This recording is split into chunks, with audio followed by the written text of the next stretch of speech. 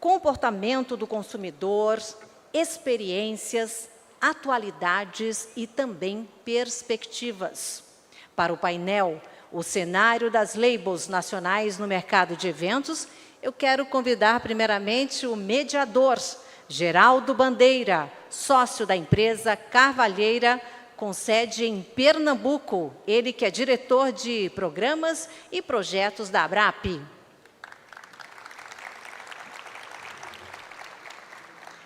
Convido também para participar deste painel Rafael Liporassi, da Rio Beach Club e Tardezinha, comunicador, publicitário e propagandista com especialização e MBA em marketing estratégico e MBA em gestão de negócios e mestre em gestão da economia criativa. Rafael é um dos empresários mais influentes do marketing promocional brasileiro, empreendedor e fundador de diversos projetos como a Avera Marketing de Encantamento, Biruta Mídias Mirabolantes, Endeavor, Tardezinha, Camarote Rio, Camarote Itaipava, Rap Festival, entre outros eventos na cidade, Rádio Mood 91.1 e também Rádio Rio Beach Club.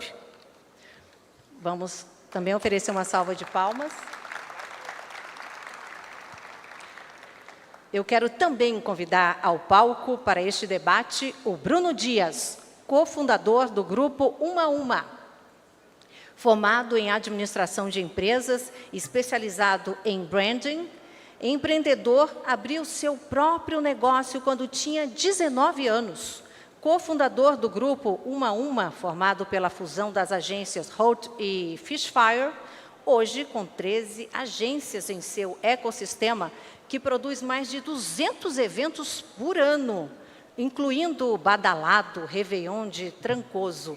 E também tem no seu portfólio o restaurante Fazenda Churrascada.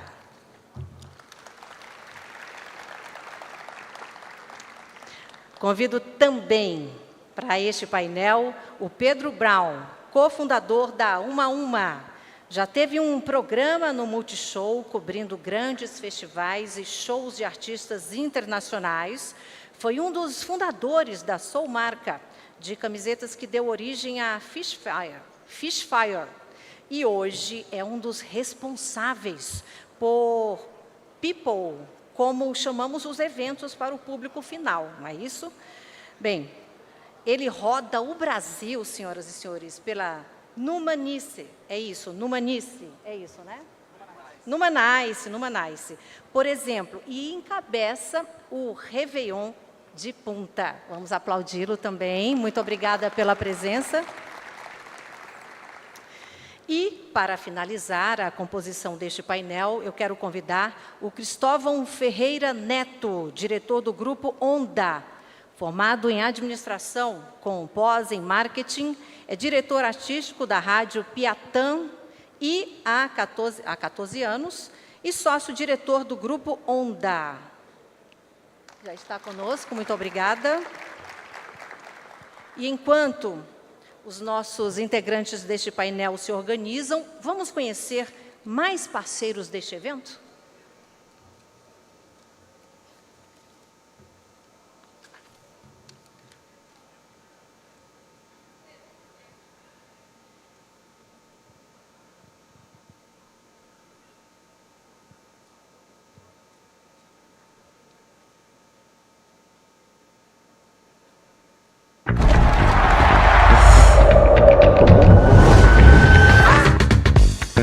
Quando o assunto é diversão, você tem um lugar seguro e confiável, onde encontra o melhor do universo do entretenimento. Há mais de 10 anos, você tem a Guichê Web.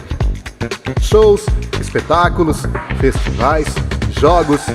Desde o início, a Guichê trabalha incansavelmente para conectar você a experiências incríveis em todo o Brasil e no exterior. Do norte ao sul do país, num mega festival, baile funk, show sertanejo, no teatro ou numa partida importante. Na Guichê Web, você encontra mais que um evento. você vive uma história inesquecível. E o melhor, com sucesso garantido. E isso é possível graças à tecnologia de uma plataforma totalmente integrada, customizada e preparada para receber milhares de acessos simultâneos. Tudo para entregar uma experiência memorável e conectar você e sua galera a momentos únicos. Afinal, tudo começa com um clique. Tudo começa com a Guichê Web.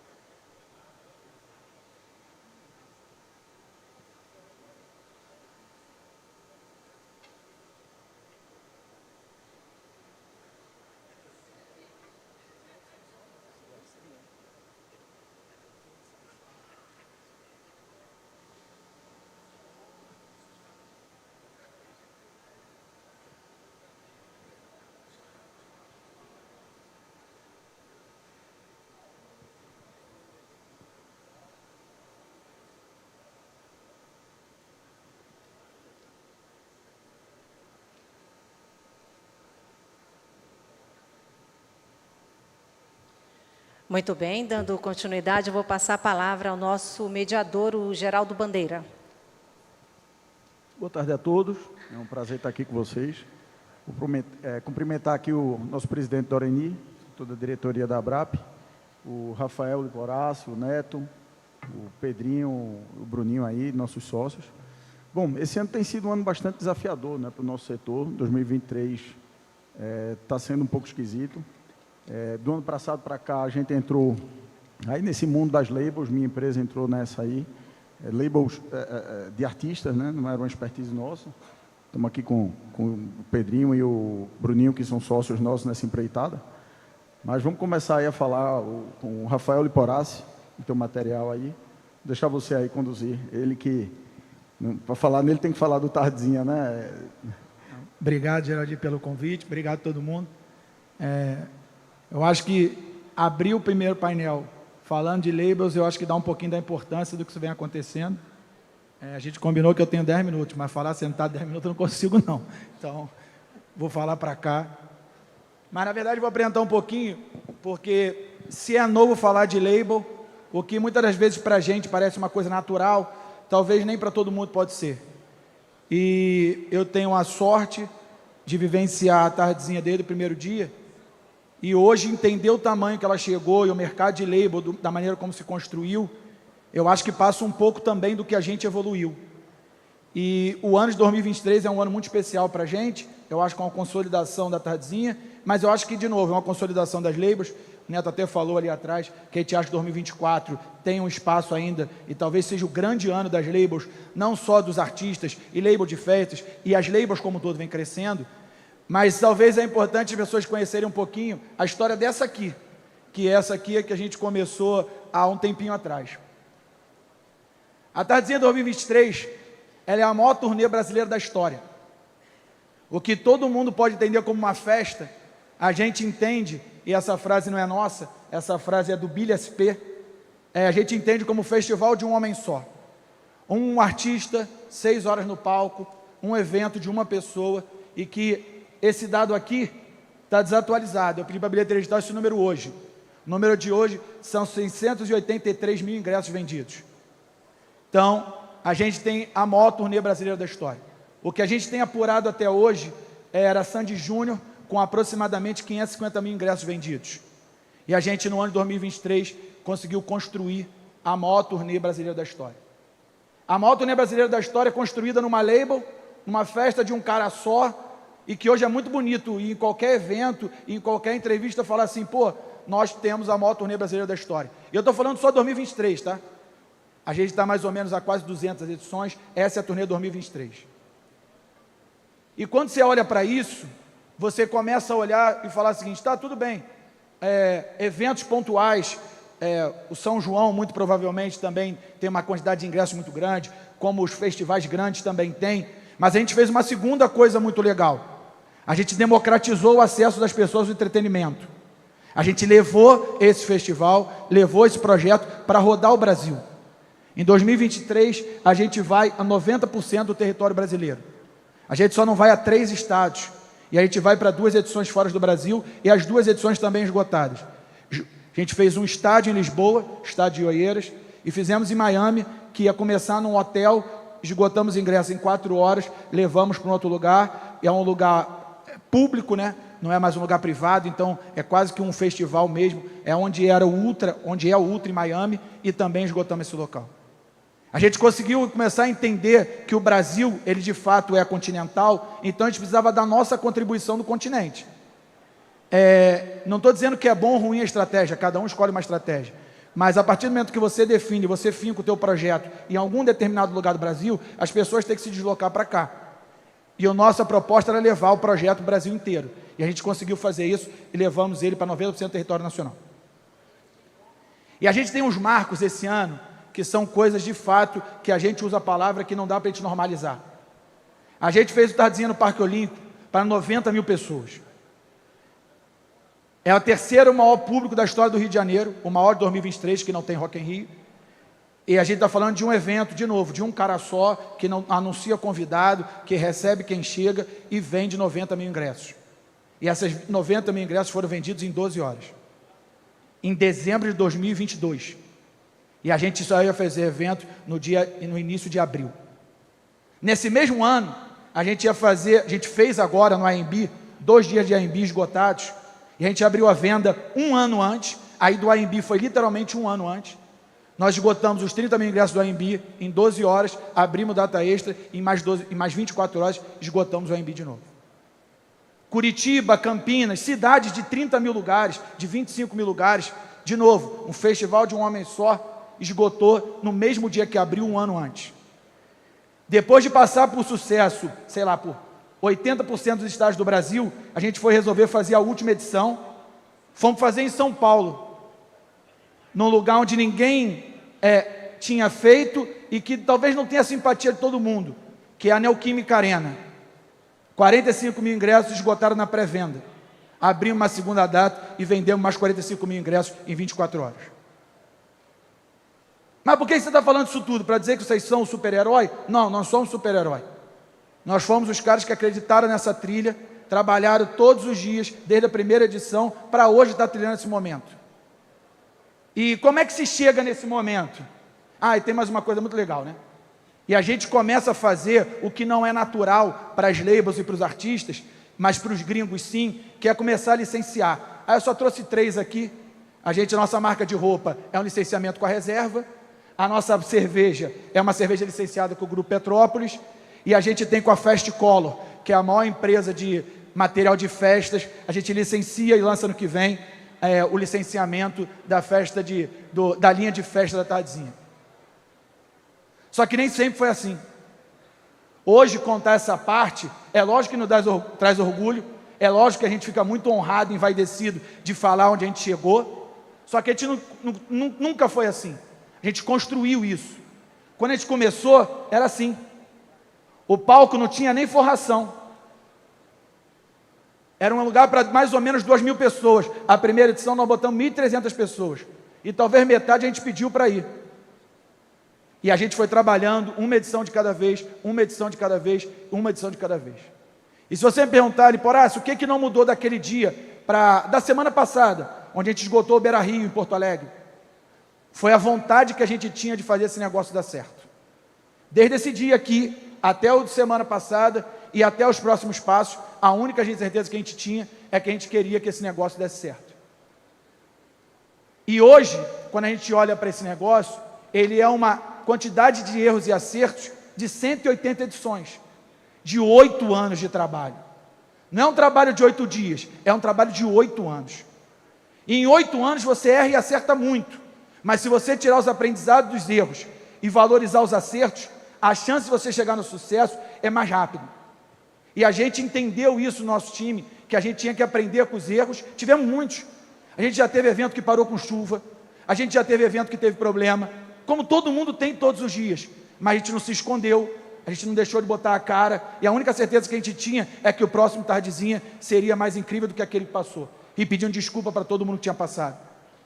E esse é o nosso trabalho todos os dias, e as labels carregam uma coisa com elas, que é, a partir do momento que você faz isso, o artista está exposto junto com você, porque bater na Agência Vera, bater na 1 a 1, bater no Grupo Onda, é menos agressivo do que bater no Thiago, na Ludmilla, no Menos é Mais, nos artistas. E eles também têm que se despir da vaidade e saber que na hora que der um problema com a chuva, ou der um problema no som, também impacta neles. Mas na hora que você constrói a maior turnê da história desse país, é muito legal saber que você construiu isso, começando 8 anos atrás, para 1.200 pessoas. Mas tem uma coisa que isso a gente não abre mão disso. A gente acredita pra cacete no que a gente faz. Eu acho que é difícil alguém chegar no amor que a gente tem nesse negócio. Você vê um cara que sai de Sevilha no Grammy, passa a noite acordado, vai cantar, chega em Porto Alegre e canta 6 horas sem ir ao banheiro, sem parar. Ou faz um A&B num dia e você fala para ele, cara, hoje segura um pouco que tem amanhã. Ele, deixa comigo que eu vou segurar. 6 horas e 12 num dia, 6 horas e 14 no outro. E ele chegou antes de todos nós. Todo mundo almoçou no hotel, ele almoçou lá. Quando acabou, todo mundo foi se reunir, ele fez fisioterapia lá e depois fez em casa. Mas ele faz isso por causa da grana? Não. Ele faz isso porque é legal dizer que ele tem a maior turnê brasileira ou que ele é o festival de um homem só? Não. Ele acredita no propósito. Ele acredita que uma label, que o Tardezinha, aproxima ele e conecta ele às pessoas, diferente de um show de carreira. E ele acreditou isso desde o primeiro dia, para 1.300 pessoas. E a gente tem uma coisa que isso a gente não tem problema nenhum falar, e é zero arrogância, mas é uma opção. A gente tem um padrão nosso, a gente criou um padrão nosso. Antes do Thiago cantar 6 horas, talvez eu poucas vezes tivesse escutado que alguém cantou 6 horas. O Thiago hoje se canta 4 horas e meia, é criticado, pô. Se o Tardezinha hoje tem 4 horas e meia de show, é criticado. Tem que fazer 5, 6. Isso não era um padrão natural.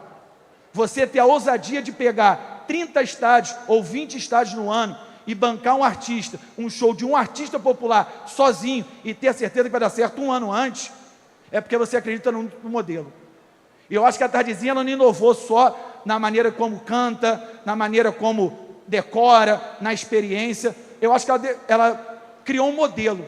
E esse modelo a gente quer continuar sendo o expoente e o líder dele. Aqui em São Paulo tem uma rua, no Jardim Europa, se eu não me engano, que é a rua que tem um monte de carro, né?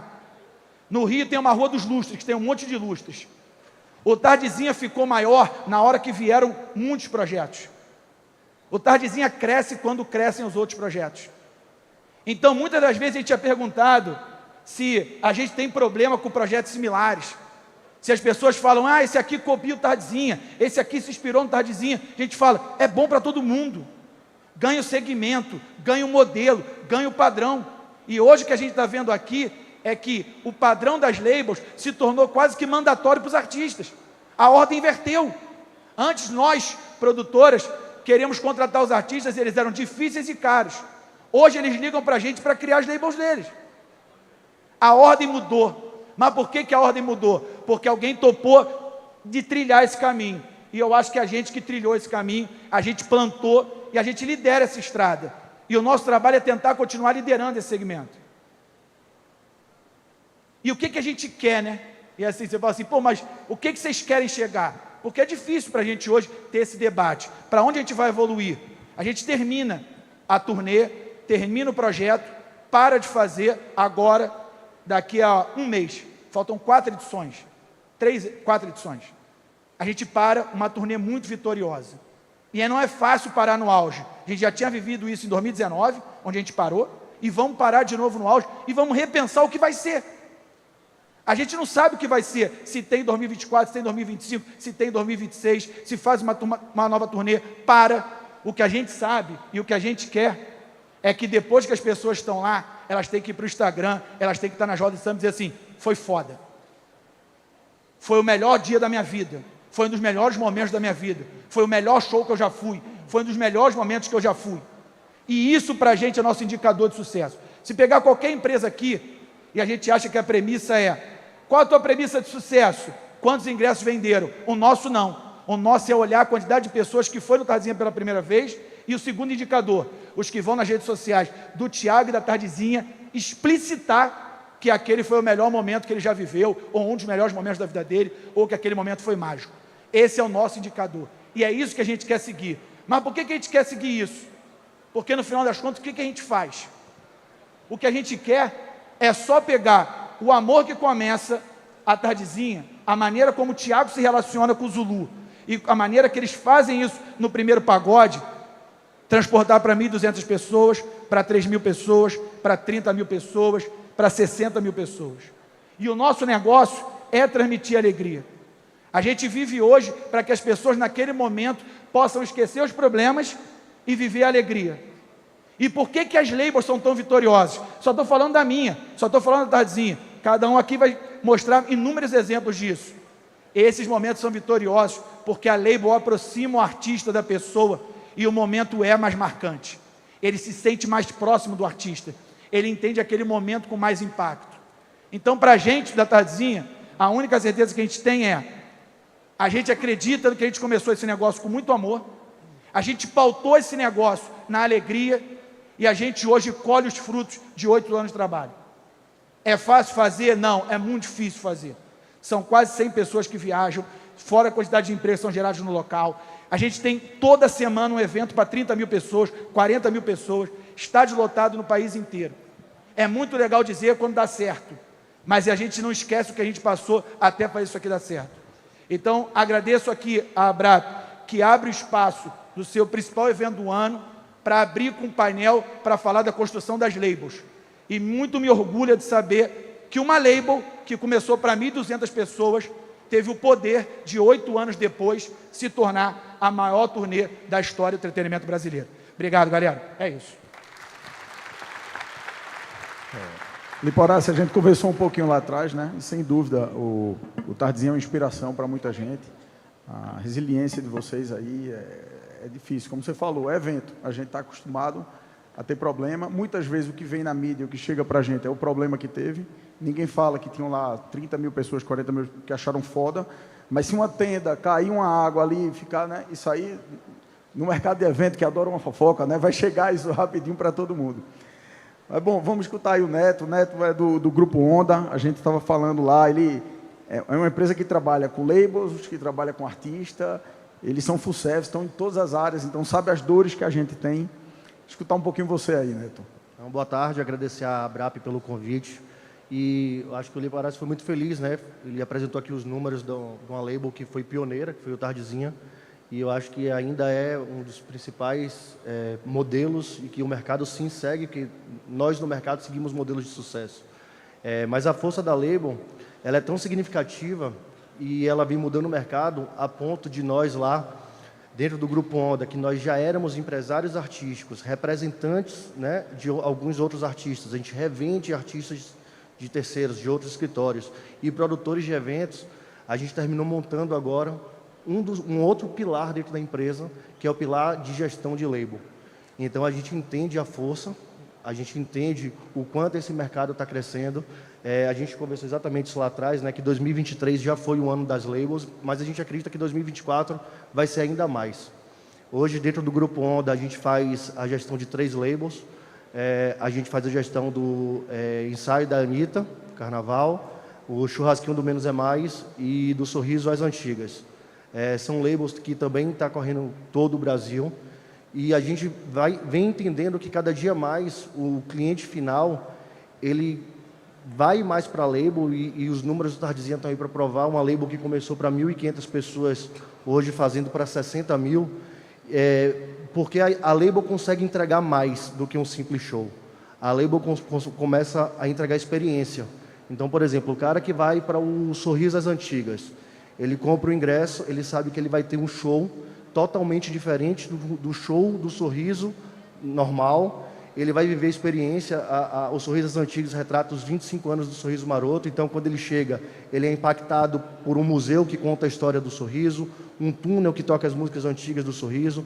Nós criamos experiências para que o cliente possa fazer parte daquela história. Então, tem um karaokê onde ele pode cantar ali aquela música que, ao longo dos anos, marcou a trajetória do Sorriso na vida dele. E assim por diante. Isso a gente repete com o Churrasquinho, repete no ensaio da Anitta. Se você comprar um ingresso da Anitta num show tradicional, você não vai ver a Anitta tocando axé. Já no ensaio de Carnaval, ela traz as músicas de axé para dentro do ritmo dela, obviamente, dentro do ensaio dela. Então, assim, eu acho que a experiência é o grande diferencial das labels. E por isso que eu acredito que o ano que vem vai ser ainda mais, porque esse ano o cliente teve a oportunidade de experimentar muitas labels, muitas experiências. Vários artistas arriscaram, como você mesmo falou, né? O artista coloca a imagem dele também no jogo, a partir do momento que é uma festa exclusiva do artista.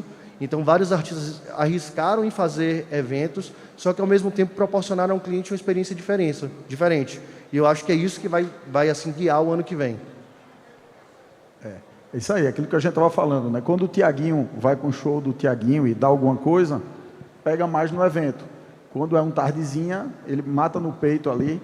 E até o Liporace falou que ele aceita muito bem isso aí, né, Liporace? Já está aí. No início sempre é mais difícil, né? Mas uma coisa que a gente sempre conversou talvez seja a única dor do artista quando ele corre para a label. A grande dor dele é no momento do imprevisto ou do problema. Que a gente está calejado. Eu lembro que a gente, quando passou o primeiro, eu falei, fiquem tranquilos que eu acabei de passar no Rap Festival para 50 mil pessoas. Esse aí, tranquilo. Então, assim, mas a gente vive isso com certa naturalidade. Para o artista é difícil. Mas eu acho que todos eles entenderam a importância da label na construção da carreira deles. Então, hoje, talvez seja difícil eu citar algum artista de grande porte que não tem uma label. Talvez o único segmento que eu ainda não tenha entrado de cabeça seja o sertanejo, que tem ali duas, né? Henrique Juliano e Jorge Mateus com os deles, mas porque antigamente tinham os festivais que levavam eles. Vila Mix, Festeja, então assim, mas hoje eu acho que é quase que mandatório ele ter. E já que é mandatório ele ter a label dele, também é mandatório que ele entenda que numa diversidade também vai respingar em você. Está estruturado para isso? No primeiro momento ele diz que sim, demora a entender, mas depois que naturaliza fica mais fácil. Bom, maravilha. Passar aqui para o Pedrinho também. Pedrinho, sócio aí da 1 a 1, junto com o Bruninho.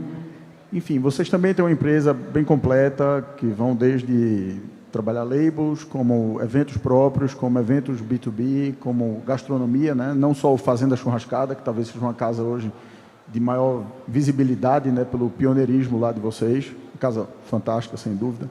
Sou fã. Mas fala um pouco aqui, já que o assunto é label, vamos falar de label, né? A gente, sem dúvida, aí vai falar alguma coisa própria de vocês, como no Nice, deixar você à vontade aí. Boa.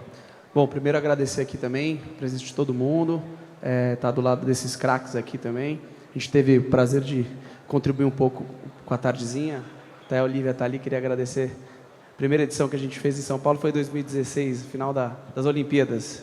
Choveu bastante lá na Hípica, mas foi bem bacana. E depois acho que eu devo passar um pouco para o Bruno para contar um pouco mais, não só de label, porque como você falou, a 1 a 1 realmente é um grupo que tem ali mais de 13 unidades de negócio, com restaurantes que hoje vale até perder um tempo falando assim bastante da churrascada, porque eu acho que é um grande case de um evento que começou para 1.500 pessoas e hoje tem 6 restaurantes em 6 cidades diferentes, tem um rancho churrascada, enfim. Mas falando um pouco de label, né? O nosso caso hoje, o que a gente está vivendo muito junto, inclusive com a Carvalheira, é a Numanice, né? Também começou pequena, começou open bar, só para 2 mil pessoas, e foi muito importante também que o artista comprou, a Ludmilla comprou a ideia e verdadeiramente quis participar de todo o processo, desde o brainstorm na casa dela, desde o que ia ser. E hoje, quando o projeto cresce muito, é muito importante manter a experiência da festa e não ser um show. Quando a gente vai para 18 mil pessoas, que hoje também é o caso da Numanice no Brasil todo, graças a Deus, ela não perdeu a essência do começo. E ela tinha várias novidades também, porque hoje, no caso da Ludmilla, era uma cantora mudando de gênero para começar. Então, ela já estava trazendo a novidade de cantar um novo gênero, que é pagode, uma vez que ela só fazia shows de funk, né? E hoje ela é uma artista completa, também, que separa bem o Numanice, muito bem o trabalho do César nisso, do Numanice, do próprio projeto da carreira dela, né? Como, por exemplo, nos shows dela não tem Numanice, não tem 15 minutinhos de Numanice, não tem que ter isso, inclusive, justamente para sempre diferenciar e deixar o desejo da label. E na Ludmilla, como você sabe, a gente conseguiu criar um movimento junto com ela, porque além dela cantar um outro gênero, tudo que ela representa, né? Por ser uma mulher cantando pagode, negra, casada com a Bruna, então as pessoas vão para o Numanice com o coração aberto, sendo elas mesmas. A gente recebe em todas as edições todos os públicos que você pode imaginar, e todo mundo se prepara para ir para o Numanice, então tem o lookinho do Numanice, a gente induz isso no Instagram também, para preparar o look para o Numanice, então a galera vai toda estilosa, assim, realmente é um movimento assim, que foi feito e a gente vem colhendo os frutos também já no 3º ano, né? Porque a gente começou na pandemia fazendo as gravações do DVD, e esse ano também todas as cidades foram sold out, faltam 4 edições para acabar e a gente também tem um gostinho de ver, como o Parece viu, um projeto pequenininho hoje, indo para várias cidades do Brasil e dando sold out, deixa a gente muito feliz, né? Acho que complementando um pouco aí o que os 3 falaram, acho que todos aqui falaram disso, e acho que é importante trazer que, cara, para você, né, fazer tudo aqui que foi apresentado até de tardezinha, Numanice, churrasquinho, cara, é importante você começar pequeno, né? Porque a maioria, né, a gente vê muitas coisas no mercado que quer começar grande, gigante e tal, e aí acho que é um grande ponto aí de sucesso, que é, cara, começar pequeno, entender o teu público, entender ali a experiência que você vai proporcionar, porque, de fato, se não tivesse entendimento do artista, dele entender que é um complemento da carreira, né? O label, ele vem para complementar a carreira do artista, né? Para não ser só ali o show dele que ele vai fazer, ele tem que ser diferente desse evento proprietário que ele está fazendo, desse label de festa. Então, por trás de tudo isso, não é simplesmente, beleza, vamos aqui mirar a tardezinha, já vou fazer o maior turnê do Brasil e vou botar 40 mil pessoas num evento logo de primeira. Então, acho que tem que ter todo esse entendimento por trás, que é isso, né? Não é um dia de trabalho, são 8 anos de trabalho. Então, tudo esse entendimento por trás que hoje a label virou ser importante para um artista, porque no final do dia ele é um complemento da carreira dele. Então, acho que é só deixando claro aqui um pouco disso e trazendo aqui, complementando o que os 3 falaram. Perfeito. E, continuando um pouco o que o Bruninho estava dizendo, o artista termina sumindo um pouco, né, Liporace? O artista termina sumindo um pouco, né? Por exemplo, no caso do Tiaguinho, vou trazer o Tiaguinho para você, a pergunta é direcionada a você, extensiva aos outros, mas assim, esse ano vão ser 20 quantos estados? 30, 28, mas deram 30 porque tem 2 internacionais. 30... tardezinhas. 30 tardezinhas. 30 edições. Quantos estados ele passa esse ano? Porra, foram 28 cidades, não foi, Olívio? Acho que foram todos os estados, né? Só não foi Roraima, Rondônia e Acre, né? Tirando isso, a gente foi a tudo, né? São 25 estados aí, mais ou menos, né? E aí ele termina sumindo um pouco, né? A gente, como contratante, você termina tendo uma dificuldade ali do Tiaguinho. Obviamente, quando o Tiaguinho vai tocar naquela praça, ele preserva, né? Quando vai ter um tardezinha naquela praça, ele dá uma preservada. Algumas vezes a gente até já... Você precisa fazer, às vezes, com menos é mais também, né? Vai ter um festival grande que ele vai estar... Ele vai tocar para a gente um pouco depois. Aí eu estou falando no caso da minha empresa, vai tocar para a gente um pouco depois. Não, mas só divulga depois do festival e tal. Isso sempre aconteceu, tá? Não é, mas especificamente com as labels, com essa turnê longa passando por todo mundo, então você começa a perder um headline como o Tiaguinho, né? Isso não é uma crítica, isso é uma constatação. Então, o que eu acho disso, gente? Eu acho que isso é uma verdade, mas eu acho que está acontecendo com os artistas. O modelo de negócio está amadurecendo. A gente até falei assim, eu acho que o Tardezinha é o responsável por estruturar o modelo de negócio das labels e a gente meio que se estrada para todo mundo seguir. Eu acho que está acontecendo um pouco isso com os artistas também. Eles estão tendo que começar a entender, e aí eu falo de cadeira, porque não trabalho gestão artística, eles estão começando a entender o modelo de negócio do artista, não é só mais a venda do show pelo show. Hoje é difícil você convencer o artista, e é cansativo, e a terceira coisa é caro, você fazer uma agenda de 180, 200 shows ano. Sim, você começa a ficar caro, você tem que rodar o Brasil inteiro, o Brasil é muito caro. Então o que o artista de novo, o artista quando chega na capacidade de ter uma label que movimenta o que a gente está falando aqui, esse artista se consolidou ao longo de um ano dentro do segmento dele.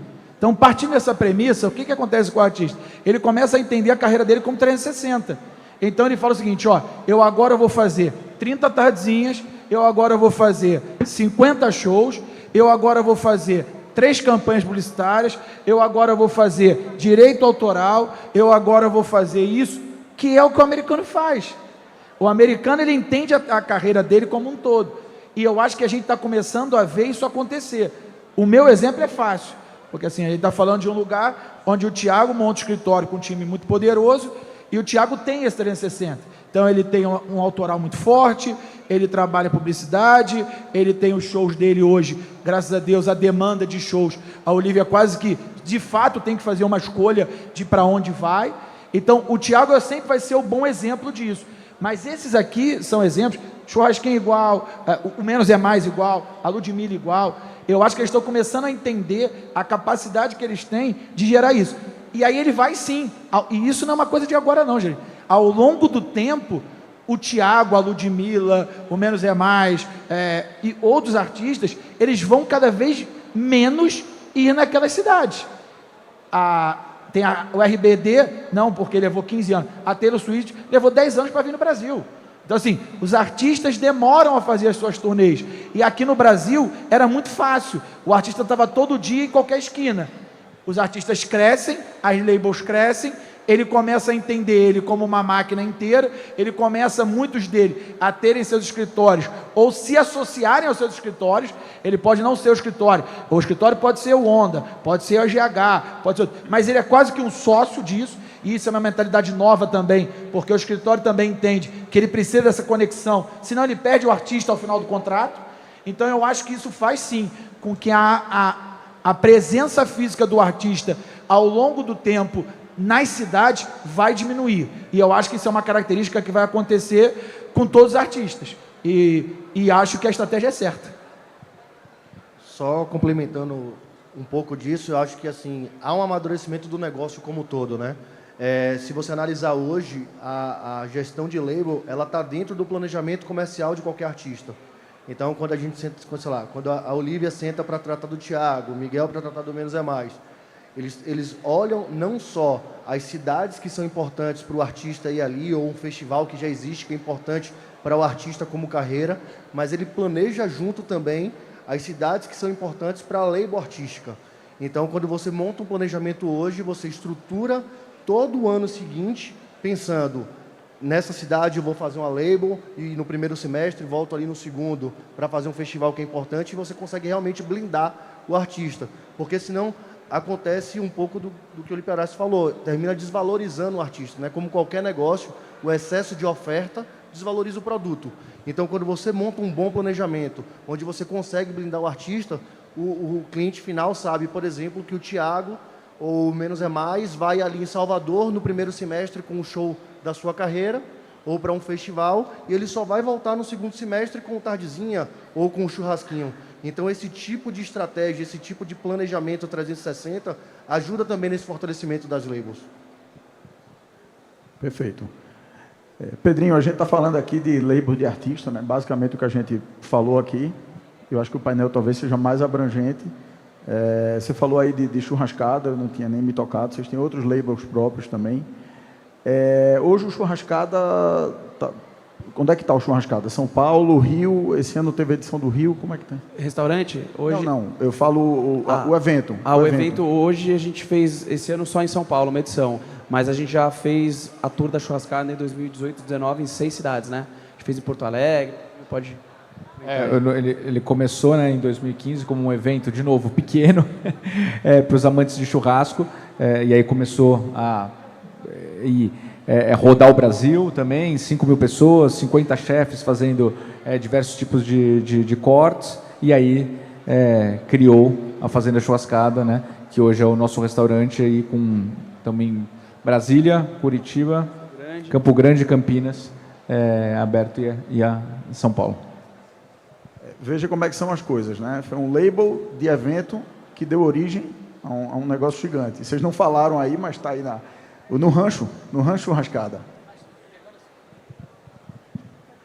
Pegando essa mesma linha, as labels de shows também. Isso. Porque eles viram DVD, viram conteúdo audiovisual, cerveja, roupa. Viram cerveja, viram roupa, viram licenciamento de festa, pode virar um navio, o Wesley fez, no Manaus vai ter.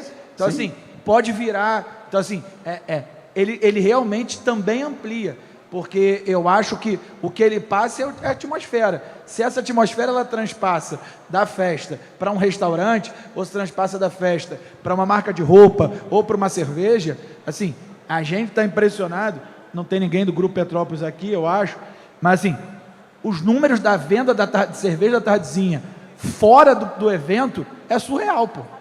Quando apresentaram os números para a gente, e eu brinco, o patrocinador te falar o número, ele já falou, vou te contar o número, já deu aquele desconto para tu não cobrar mais caro. Então, assim, ele apresentou para a gente o número da venda, ninguém chegou nem perto. O melhor chute nosso foi 1/3 da venda.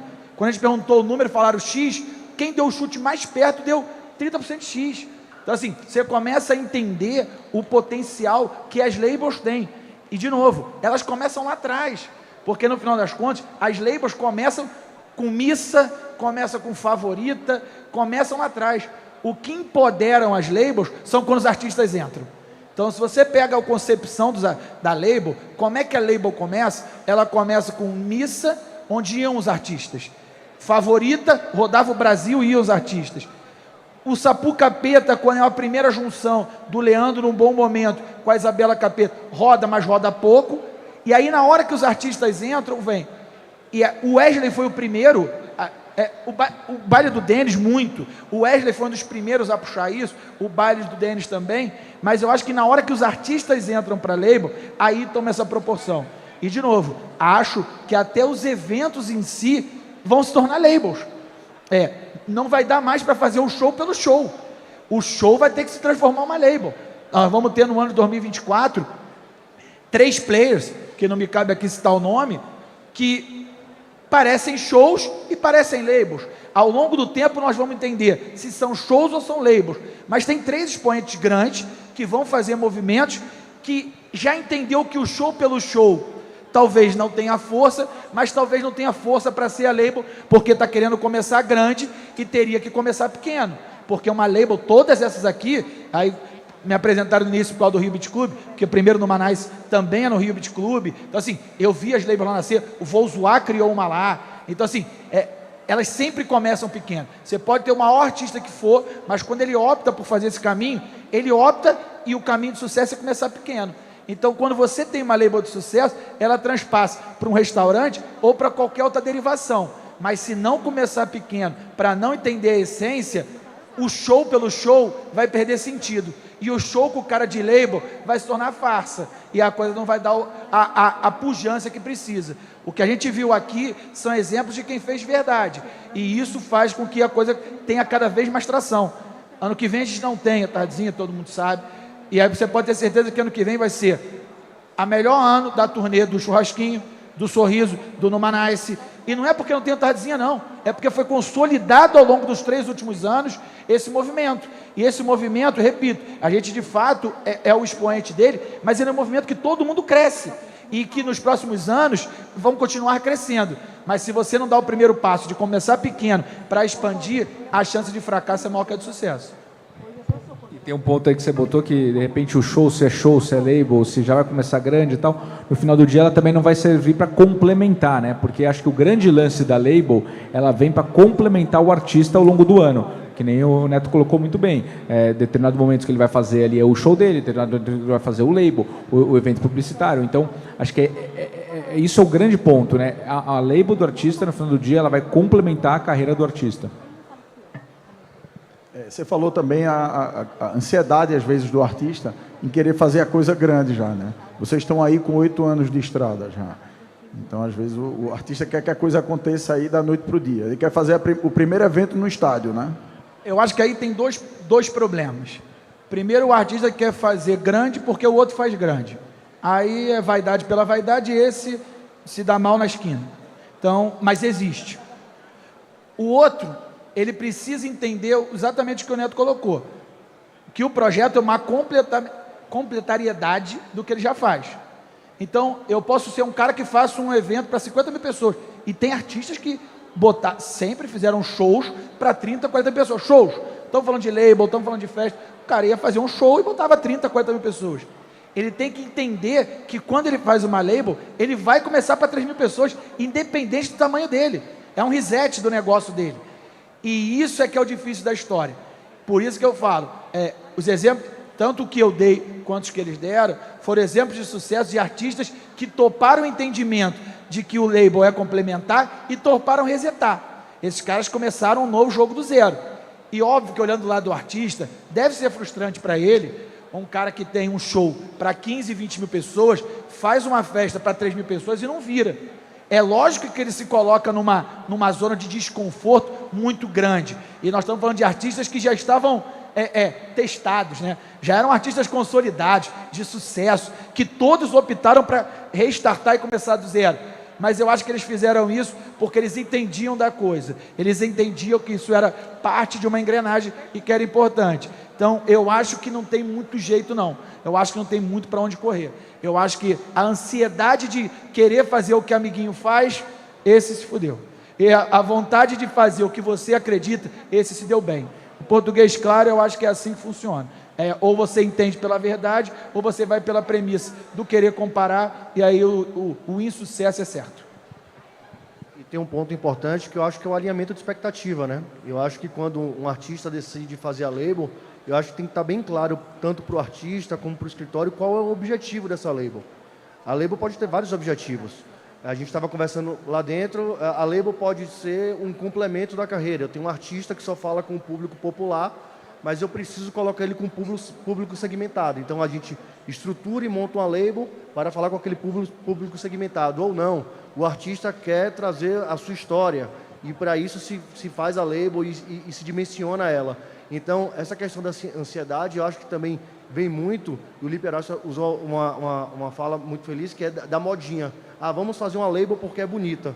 Não, vamos fazer uma label porque a gente precisa com o objetivo de... Claro, e aí, óbvio, vai depender... Objetivos claros. Exatamente. Né, de cada artista. Então, quando essa expectativa é alinhada, quando o objetivo é alinhado, eu acho que a gente consegue segurar um pouco essa emoção, essa ansiedade do próprio artista e do próprio público. Porque na própria comunicação, quando você vende a label, você já deixa claro que é uma label mais intimista ou não, é uma label maior, enfim.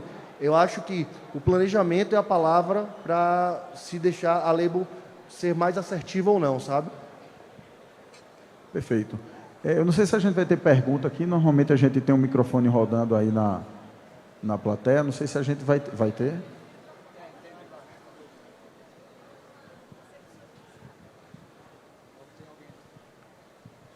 Você passa aí o microfone, vê se alguém tem alguma pergunta aqui para o pessoal. Aqui, ó.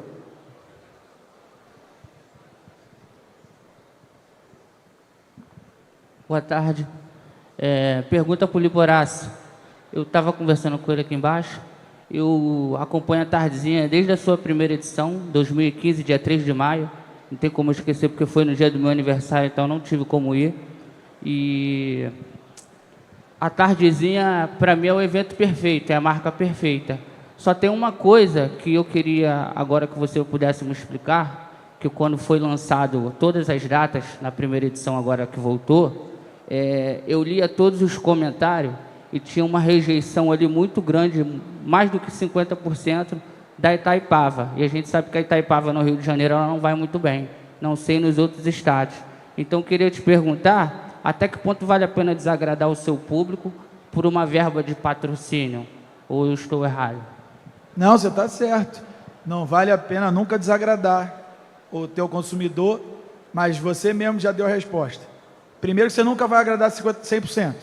Então você sabe que 100% você não vai agradar.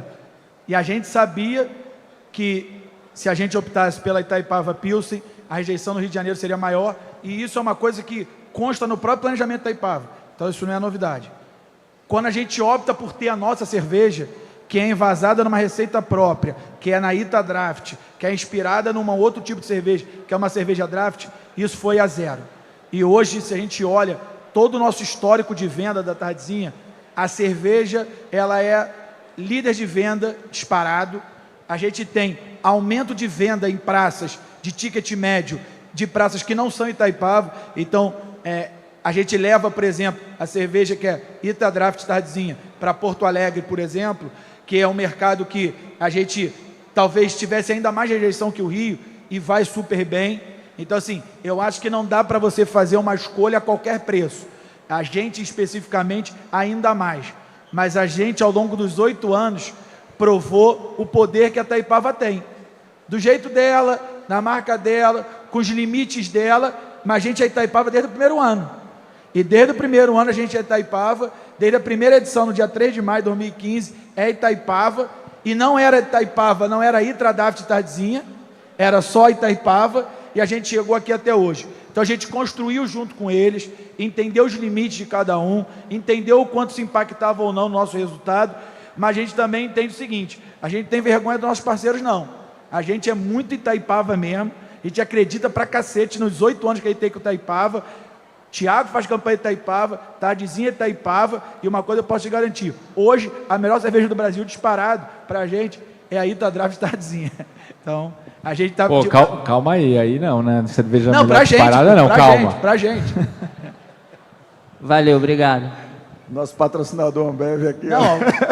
De novo, para a Brap, para o Planeta Ambev, eu estou vendo aqui, grandão. Estou falando para mim, pô. Eu tenho aqui 15 minutos falar de Tardezinha. Tardezinha e Itaipava para cacete. Mas no Planeta, tá ali, ó. Cervejaria Ambev é pico. Diga-se passagem, só um parênteses. Tem uma matéria da Exame que fala uma coisa muito legal da Tardezinha. A Tardezinha é um dos poucos eventos no Brasil que todas as grandes indústrias foram parceiras entre elas para ceder, para todo mundo participar. Então a gente tem Ambev no Tardezinha com o Mike's, a gente tem Grupo Petrópolis no Tardezinha com a Ita Draft Tardezinha, temos Coca-Cola com todos os não alcoólicos. Então, assim, é uma coisa que a gente conseguiu construir para que todo mundo tenha essa parceria. E a gente conseguiu construir uma coisa tão legal que vocês fazem coisa em Salvador, Neto faz, a Arena Fonte Nova, ela chama-se Arena Itaipava Fonte Nova. Nunca, depois que a Itaipava comprou o name right, a Fonte Nova teve um evento que não fosse TNT. E a gente conseguiu, junto com o Grupo Petrópolis. Então, na Tardezinha de Salvador, a gente teve, dentro da Arena Fonte Nova, Grupo Petrópolis, Red Bull, Pernod, Ambev e Coca-Cola. Então, assim, só para mostrar que quando você constrói de maneira parceira e mostrando para todo mundo as suas forças e a sua importância, dá para consolidar e todo mundo participar junto. Boa. Oi, beleza? Mauro aqui de Belo Horizonte, sobre as criações aí das labels, né? No geral, quando o artista se decide a criar uma label própria, né? Rodar própria, aí existe essa preservação do próprio produtor, né? Por exemplo, hoje fazer o show do próprio Thiaguinho ficou mais complicado porque realmente ele está rodando muito, então ele está preservando o Tardezinha. Os pequenos produtores que desejam levar esse artista, vai ter uma dificuldade assim gigante, e isso não vai criar um monopólio somente de poucas pessoas que vão poder gerir esses shows? Essa é uma primeira pergunta.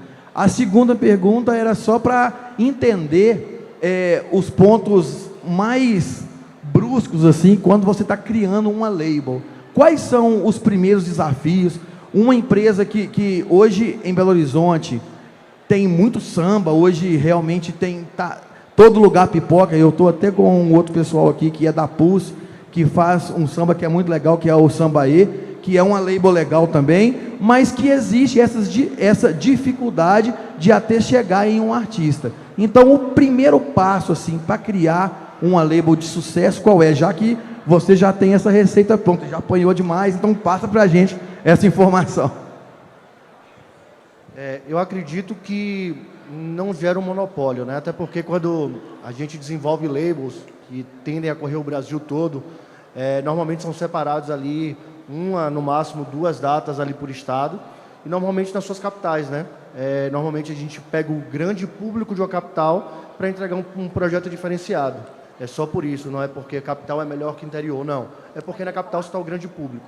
Então, assim, eu acredito que não gera um monopólio, porque as demais datas comerciais, elas continuam disponíveis ali na agenda para você vender ali o artista. Vou dar um exemplo. Normalmente, quando a gente sobe com a label para o Nordeste, a gente pega um artista aqui do Sudeste e sobe para o Nordeste, a label vai acontecer no domingo, cabe a nós, que também está no lado comercial, negociar uma data tradicional, a data comum da carreira, na sexta, no sábado, até com o intuito de fazer logística, de facilitar o custo dessa subida do artista para o Nordeste. Então, eu acho que não gera um monopólio. Óbvio que, normalmente, quem executa as labels, os parceiros locais das labels, são aqueles produtores que normalmente já costumam fazer o artista, pelo simples fato dele já conhecer também o modus operandi do artista, do escritório, já ter uma relação. Então, se tornaria muito injusto. Um exemplo aqui, tá? O Lipe Horácio é o cara que faz o Menos é Mais no Rio de Janeiro, tá? A nível de exemplo. Seria muito injusto eu pegar e, numa oportunidade que eu estou trazendo uma label de um artista que ele me ajudou a construir comercialmente, eu não dividir com ele a oportunidade de estar junto com a gente. Então, eu acho que, a nível de monopolizar, não, mas eu acho que sim, diminui as ofertas de data. Mas foi o que a gente falou, né? Isso faz parte da estratégia do artista. Tem um momento que o artista precisa criar essa label para se fortalecer como um todo, se fortalecer como marca, como 360. Eu acho que essa foi a primeira pergunta, né? Em relação à segunda pergunta, né? Se existe uma fórmula de sucesso para a label.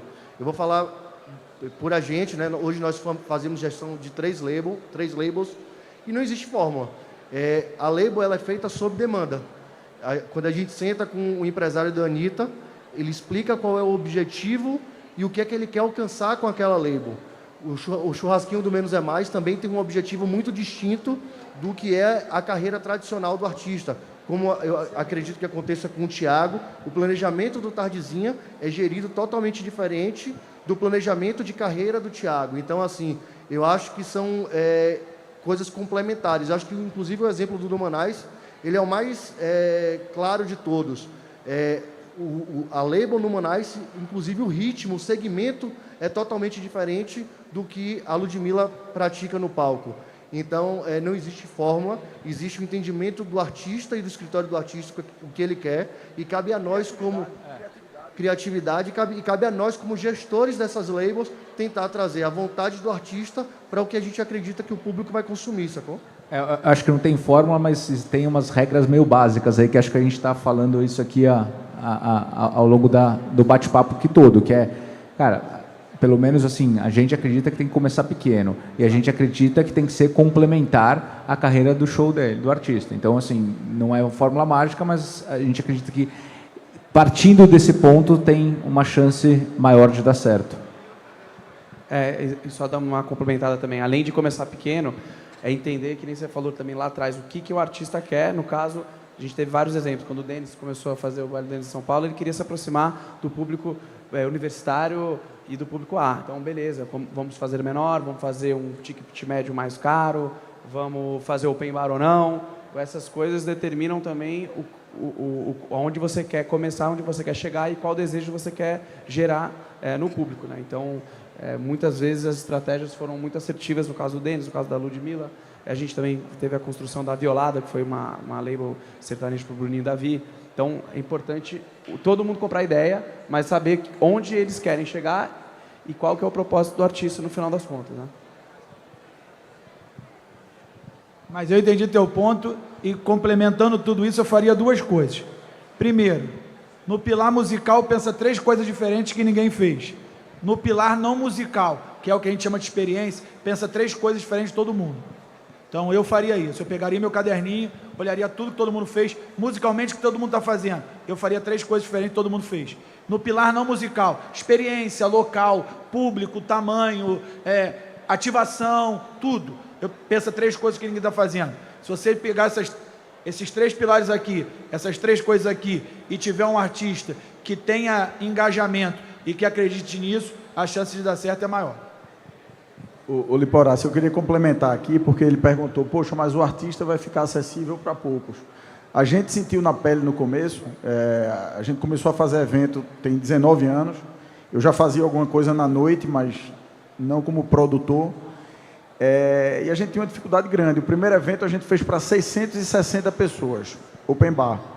E hoje a gente faz um open bar para 15 mil pessoas. E a gente sofreu muito para conseguir atração. No começo, o nosso evento era atração, era entrega, era experiência, tudo isso que todo mundo aqui que trabalha com label fala. A label não é só um show do artista com nome criado, né? É uma experiência, pelo menos é o que se propõe. O Tardezinha, se você for no show do Tiaguinho, vai ser diferente. Se você for para o show da Ludmilla, em qualquer evento, vai ser diferente do No Night. Se você for para o Menos é Mais, vai ser diferente. Então, assim, você vai começando a fazer, você vai criando um relacionamento no meio, vai ter uma hora que o seu evento vai estar num porte que já comporta o artista, o próprio artista vai querer, e essa coisa vem naturalmente, eu acho que é por aí. Para a mesa a pergunta.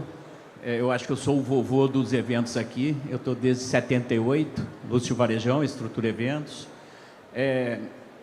Para se criar um evento novo hoje, vocês acham necessário estar linkado a um determinado artista ou uma imersão com vários valores e uma boa ideia daria certo? Acho que daria certo, se não necessariamente com um artista. Vou voltar ao exemplo. Churrascada começou uma label baseada no churrasco. E virou um restaurante e ampliou. A missa favorita e outros exemplos. Eu acho que não necessariamente precisa. Mas label, hoje, pela consolidação que se teve dos artistas, eu acho que você pode até criar uma label que não seja necessariamente a propriedade ou linkada a um artista, mas vai precisar de um artista para sustentar. Então, acho hoje muito difícil você achar algo poderoso musicalmente ou de construção para que tenha longevidade, para que tenha crescimento.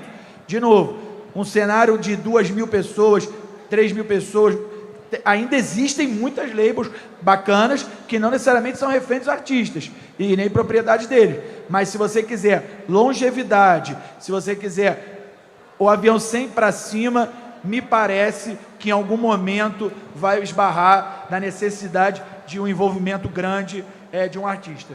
É o que me parece a tendência, pelo menos, do mercado nos próximos 3 a 5 anos. E aí, acredito que assim, você pode até não pegar o gancho de um artista e repetir ele, né, em todas as edições. Você pode pegar um gênero musical, um conceito, que daí ele vem baseado no artista por trás, que você pode ir mudando ele também, que pode funcionar, como vários festivais funcionaram.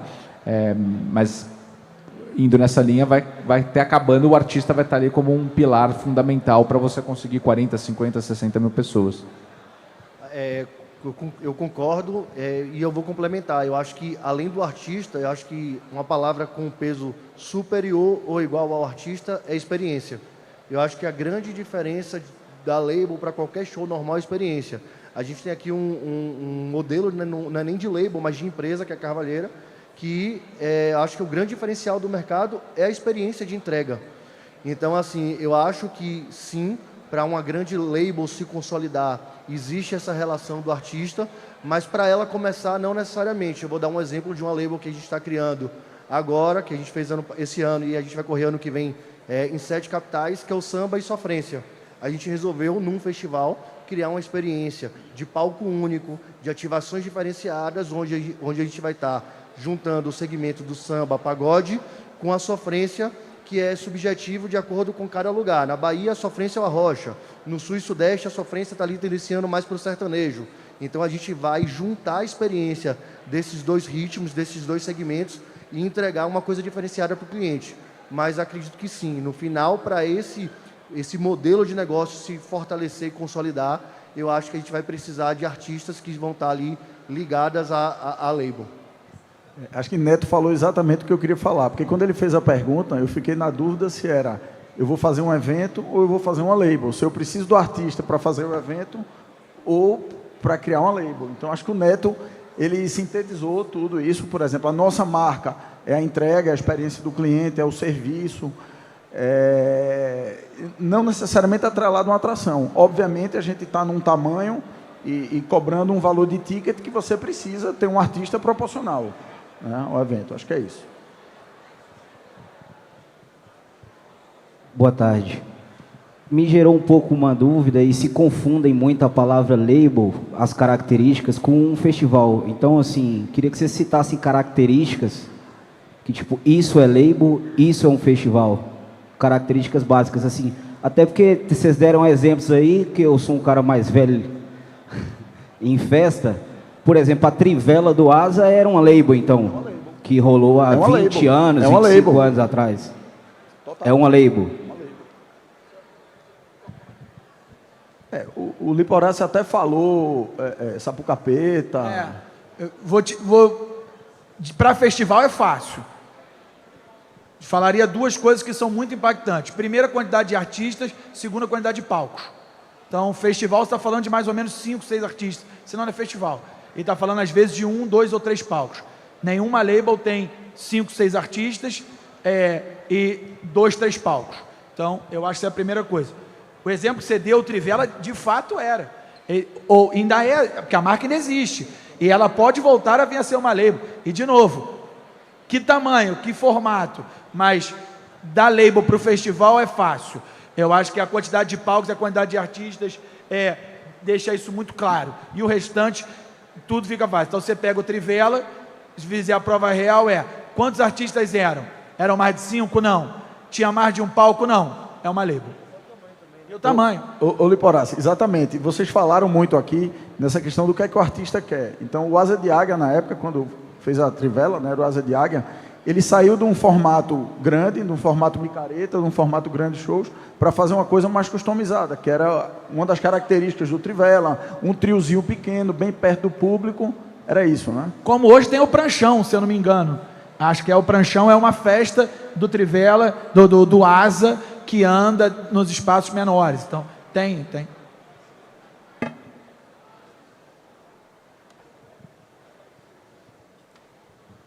Oi, boa tarde. Meu nome é Moacir, eu sou advogado no segmento artístico. E eu queria fazer uma pergunta até no sentido de esclarecer para todas as pessoas, independente da questão da minha profissão.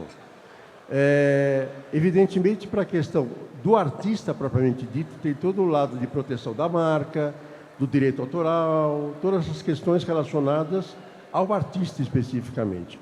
Quando vocês criam uma label, vocês se preocupam também em dar uma proteção jurídica separada ou você tem todo um aparato que está diretamente relacionado ao que o artista já tem como ele considera uma proteção a título de nome, de marca, direitos autorais e assim por diante?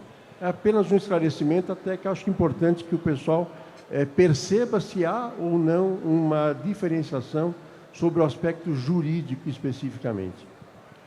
Mais uma vez, essa construção é tida com o artista e com o escritório, né? Eu tenho um exemplo de label que é criado um CNPJ diferente, onde a gente constrói um contrato social com novos sócios. a gente blinda a marca, registra a marca, toda essa parte de ativação de produtos, patrocínio, ele cai dentro desse CNPJ, toda a parte de audiovisual, de direito autoral, também é linkado, obviamente, a esse CNPJ, mas, às vezes, o artista opta em que a label seja apenas uma continuidade da sua carreira. Normalmente, no início, quando a label ainda é muito embrionária, ou quando é um projeto pequeno, normalmente as pessoas não têm esse cuidado. Eu vou falar de 3 artistas grandes que a gente faz a gestão hoje. Esses 3, existem sim um cuidado e uma blindagem, tanto jurídica como contábil, como artística, como de direitos autorais, que separam o artista da label. E isso é muito importante, né? Porque quando a gente faz evento, a gente estava falando lá dentro também, a gente vive da eventualidade. Então, a gente precisa blindar o artista de qualquer problema que aconteça naquele evento ali, para que ele não seja responsabilizado diretamente por qualquer intercorrência. No nosso caso, o nosso artista entendeu que não dava para desvincular. Então, hoje o Tardezinha é uma empresa, tem funcionários nessa empresa, o escritório do Thiago é sócio da empresa, majoritário, responsável, legal, jurídico da marca. Então, no nosso caso, é uma coisa só. Então, o Thiago entendeu ao longo do processo que ele não podia se blindar de um problema que, no final das contas, ele era cara. Então, ele realmente assumiu esse papel. Então, hoje, no nosso caso, é uma coisa só. Então, a Tardezinha é uma empresa, tem 32 funcionários, é um CNPJ com sociedade, onde ele é corresponsável legalmente também disso. A gente não blindou, mas como o Neto falou, isso foi construído. Não foi assim no primeiro ano, mas hoje, já há algum tempo, já é assim. Liporace, como você falou, a gente sabe que é muito difícil dissociar, né? Porque por mais que você tenha mecanismos jurídicos, contratos, etc., para você fazer essa blindagem, existe uma coisa aí chamada rede social, a imagem, na hora que isso vai bater lá, seja na empresa do artista ou não seja, né? Obviamente não estou pormenorizando, não, de jeito nenhum. A gente sabe o quão importante é amarrar todos esses pontos, né? Sem dúvida é essencial aí para essa relação saudável, né, Liporace?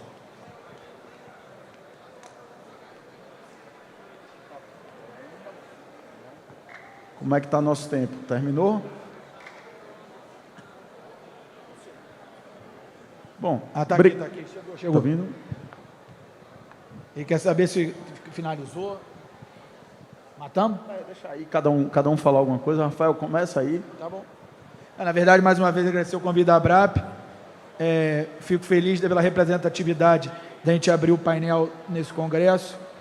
E, de novo, a gente acredita muito que o futuro tende a ser o que a gente vivencia hoje. Não é fácil fazer, é uma construção de muito tempo, mas a gente está muito certo de que cada vez mais artistas vão ter mais labels e que cada vez mais as labels vão crescer e cada vez mais a gente vai entregar melhor e que ao longo do tempo a primeira, a segunda, a terceira, a quarta, a quinta maior turnê brasileira da história sejam de labels, como a gente conseguiu fazer isso com a Tardezinha depois de 8 anos de trabalho. Queria aproveitar a oportunidade de agradecer também. E é isso, eu acho que label é uma tendência e o mercado, nesse sentido, eu acho que não retrai. A gente vem de um 2023 numa crescente no segmento de labels. Eu acredito que 2024 será um ano maior e 2025 e assim por diante. Fico feliz com esse crescimento, porque com isso a obrigatoriedade da gente melhorar nossas entregas, melhorar a experiência para o cliente, tornar realmente a entrega de show algo diferenciado, eu acho que vai estar cada vez mais latente no mercado. Então, eu acredito que realmente as labels vão ser uma tendência e que daqui para frente vem uma crescente muito grande. Também agradecer a oportunidade de estar aqui conversando com vocês. Acho muito importante essa troca, essas discussões aqui entre todos os produtores de eventos. E, que nem você falou, acho que é uma coisa que a gente também sempre fez, o nosso DNA sempre foi label, desde o comecinho, a maioria delas sem artista, né? Só com experiências, focado em experiências mesmo. E, naturalmente, esse modelo com artista começou a crescer muito puxado aí pela Tardezinha e acho que vem para ficar com certeza. E outra coisa que também vem acontecendo muito são os festivais, né? Os microfestivais, digamos assim, que é uma tendência que a gente também já entrou nessa desde a Copa do Mundo, quando a gente fez a Arena Brasileira lá no Ibirapuera. E também quando a gente fez o Arraial Estrelado no meio do ano lá no Jockey, enfim, Carnaval em São Paulo. Então é uma coisa que acho que vai vir com muita força aí também. E, enfim, agradecer aqui a presença. É isso, pegando esse gancho do Pedrinho aí, as labels proprietárias dos artistas, como esses mini festivais, aí já é uma realidade na Uma há muito tempo. E acho que olha a importância disso aqui, trazendo para um painel direto, né, para a ABRAP. Obrigado aí também pela participação, foi muito bom fazer essa troca aí importante. Queria agradecer a todos, né? A gente, mais do que ninguém, sabe o que é uma label. Acho que como o Neto lembrou aí, nós somos uma label, a Carvalheira é uma label. Hoje a gente tem aqui em São Paulo já, quantos anos a gente faz o Na Cidade, Pedrinho? 5 anos a gente faz junto aqui o Na Cidade. E o Pedrinho até falou, a história deles, a história da Fish Fire, ali, da Uma, é muito parecida com a gente, né? Você até repetiu aí essa coisa de não depender de artista e tal, de amigo, de ser uma coisa menor, então é muito parecido. Então, por isso que a gente tem essa identidade, estamos juntos aí. Hoje, no Anais também, Biquíni, a gente já faz também um tempo, a gente não chama de weekend, mas é um weekend que acontece lá perto de Recife, perto de Porto Galinha. Estamos juntos aí há mais de 5 anos, né? Biquíni já tem 6, 7 anos, né? Foi antes. Então, agradecer bastante aqui a vocês, agradecer a ABRAP pela oportunidade de estar com essas